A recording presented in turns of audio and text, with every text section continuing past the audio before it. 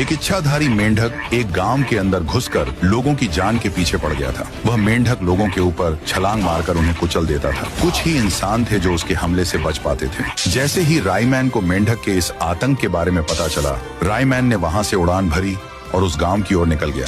गांव में पहुंचकर रायमैन नीचे उतरने लगा। वह इच्छाधारी मेंढक किसी को ढूंढते हुए गांव में ही घूम रहा था। तभी उसके सामने रायमैन आ गया।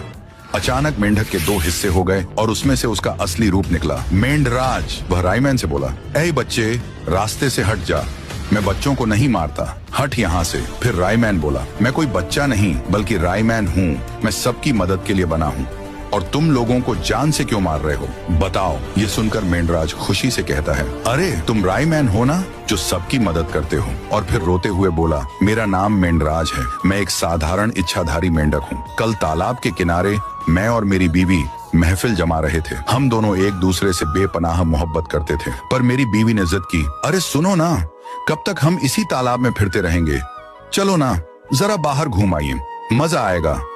मैंने उसे समझाया, अरे मेरी मेंढी, अब बरसात का मौसम है, बाहर निकलेंगे तो हमें सांप खा लेगा, क्यों ना हम इधर ही घूमें। पर मेरी जिद्दी बीवी मानी नहीं और जिद करने लगी, चलो ना, मेरे प्यार के लिए इतना भी नहीं कर सकते। मैं क्या कर पाता, बाहर घूमने के लिए हाँ कह दिया।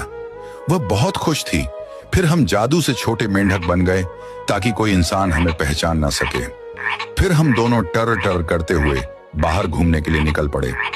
हम दोनों एक रास्ता पार कर रहे थे और वहां से एक पीली जीप भी आ रही थी। उस जीप वाले ने जानबूझकर मेरी बीवी के ऊपर से जीप दौड़ा दी। मेरी बीवी बहुत दूर जाकर गिरी और आखिरकार वहीं पर उसने अपना दम तोड़ दिया।